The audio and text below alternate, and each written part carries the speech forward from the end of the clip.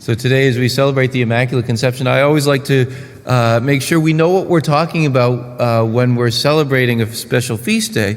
And a lot of times we think that the Immaculate Conception is the conception of Jesus in the womb of Mary, and somehow that was in an immaculate way. And that's not true, although that did happen. But that would be kind of a very short gestation period between now and Christmas. Rather, we celebrate the conception of Mary in the womb of her mother, St. Anne. And from the very first moment of her existence, she was conceived without original sin, and she never sinned her whole life through. And I know it can be confusing, especially when we have a gospel like this, which talks about the Annunciation. But we actually celebrate the conception of Jesus at the Feast of the Annunciation on March 25th, which happens to be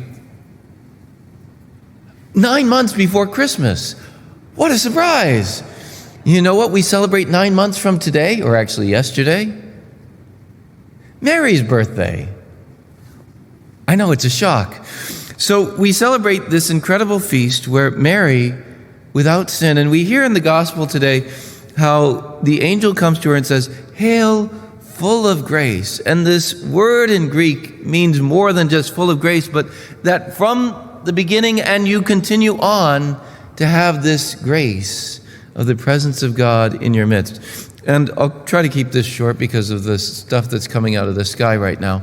But in the first reading, we hear about the first Eve and the first Adam.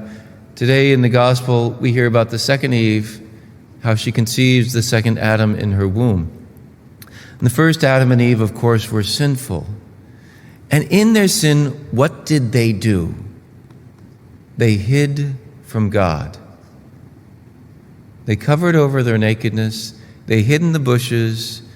And when God comes looking, it's not that God is saying, "Oh no, where did they go?" But rather, he knows that they've placed themselves in a separate place from him, and he says, "Where are you? Why aren't you coming out to meet me?"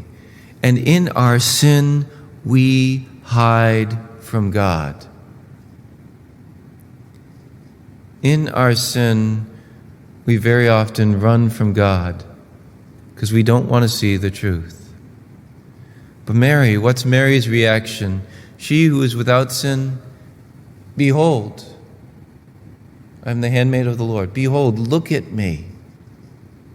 You do not have to, she's not afraid to be looked at. And you know, when we receive the grace of baptism, while we weren't conceived immaculately, but in our baptism, we were made immaculate. Now, it's just too bad we keep sinning and that we have to keep going back to confession, but God gives us that grace to be able to keep being made immaculate again. And you see, God doesn't want us to run from him. I think about St. Therese, one of my favorite saints. She says, "I find perfection very easy to practice." Think of a little child who's done some sort of childish wickedness and goes, when his mother comes, if he goes and hides in a corner with a sullen look on his face, of course he won't escape punishment. But if he runs to his mother with his arms out and says, "I'm sorry, I'll never do it again, give me a hug," how can she but embrace him to her heart, forgiving his little childish wickedness, even though she knows perfectly well he's going to do it again the next time the occasion arises? If he takes her by the heart again, he will never be punished. And that's the attitude we need to have, is not to run away from God, but to run to him. Always to be running to him. That's what Mary did. She always leaned into Christ's heart. She always ran towards God. She always said, "Yes, behold, you can look at me. I don't need to run from you." And the Lord is inviting us in our brokenness, in our weakness, in our frailty, in our sinfulness, to remember God wants us to run to his heart.